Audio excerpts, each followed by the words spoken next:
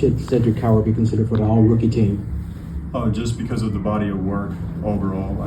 He's been from day one. It's been super impressive how he's contributed, and he's especially contributed to winning. So if you look at his lineups, he's been the guy that's actually been driving winning through several things, defensively and offensively. And I think he's just scratched the surface of what he can be in the future.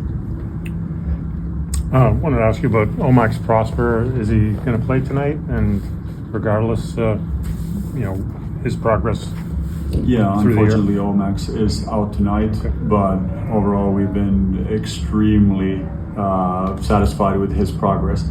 He's made the progress has also been in several different facets of his game. If we take a look at the Omax who joined us, he's gotten the opportunity this year to play with consistent minutes, and he's really used that to his advantage.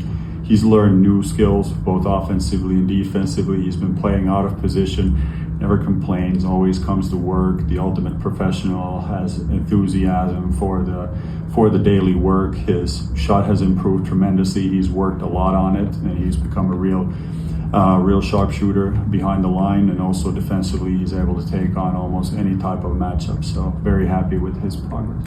Does it feel like, a lot of younger guys, they get a dose of minutes and they show, they're in the NBA, so they're good players. Does this feel like something that's kind of sustainable, that could transition to more meaningful basketball, more meaningful minutes? Yeah, for sure. None of the things he's doing is outside of the team context. He's not breaking plays in order to create statistics. And like I said, he's also carved out a nice niche for him, because he's now playing basically as a de facto 5 in our offense, which means he's more involved in some of the actions, and that has really helped him both with the screening and rolling, but also popping out, taking bigger guys outside. I think he's always been a very good driver, but that's really been supercharged this year. He gets into the paint, he can blow by faster guys, he can bully smaller players, and he's getting better and better, recognizing also the help rotation. So those are all very transferable skills, and not just for the role he's currently in, but also for different roles. Walter Clayton is a guy that, not only has he had his rookie season, learning all the intricacies of being an NBA point guard, but also having to deal with getting traded in the middle of the season in that adjustment period. Just how have you seen his growth and progression and adaptability over these last 2 months? Yeah, can't imagine being at that age and that situation. A lot of things have happened in his last year, including the March Madness and everything from that. So a lot of events, and I think he's just handled everything in stride. He's a very even keel person, somebody who brings a very, very calm energy to every interaction in games. He never gets too high, never gets too low. He's very professional about his preparation, and I think he's also been in a situation right now with us where he's had the ball more in his hands, but he's also been tested out in other situations, in off-ball defense, and 2 completely different type of defensive systems also in the first year, and I think there are some qualities that he has that are really rare. He has a great change of pace, both in the full court and in the half court, which enables him to touch the paint.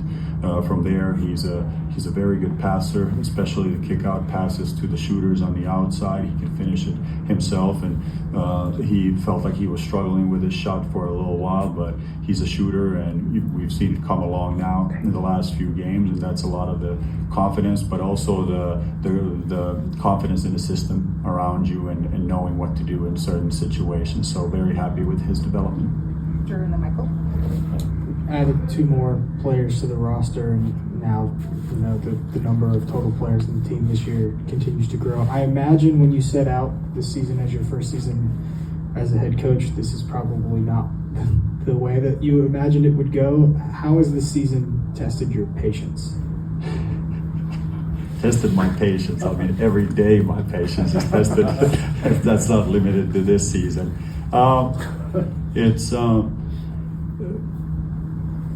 I don't think about it in that way. It's like going in. It's same. It's like everything is fractal. Like you don't go into games expecting certain things to happen. You have your game plan and you try to execute with the current knowledge. You try to do the best you can. And once there's more information present, you update your framework, you know, and whether that's a game or during the season, and you adjust on the fly. And the good part about the NBA season is everything happens so fast. You don't have any chance to start, you know, thinking about things too much or feeling sorry for yourself, because you got to focus on the next winning play, just like you would during a game. So I know I'm patient in some aspects of life and basketball. Like, it's also like some of the things I'm extremely patient at in basketball. For example, like you brought up the fact that we've had a lot of new players. I consider myself extremely patient in for them to learn the intricacies of what we want to do and play well together. I'm extremely impatient when it comes to their focus or effort. Like, if those are not matching from the first day on, I'll be the most impatient guy, and everybody will know it too. But when guys have the effort, have the focus, and it's more about we haven't learned to do this yet. I mean, that's just I feel like our practice process needs to get better, and it's just a matter of time. So it's very different and goes for many things in life. Sorry, one more from me. Just a quick one on Zach Edey. We know he's out. Has there been any progress or in terms of his recovery? Is he on the floor doing anything basketball-wise, or is it still a longer-term thing? He's making progress in the timetable given to everybody in our whatever argument. So he's making progress just as he's supposed to be making. And just, I'm sure you're aware, LeBron James kind of had his comments the other day. They've been ricocheting everywhere. And just from a Memphis point of view, how does some of those things he said hit here?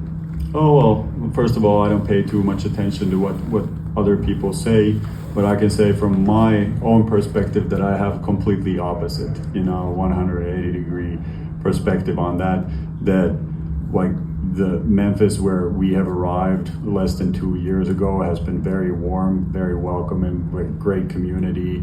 The basketball side, I mean, we have one of the most passionate fan bases in the whole league. The whole city rallies behind the team. All I can say is Memphis is the right place for the Grizzlies, and happy to be here.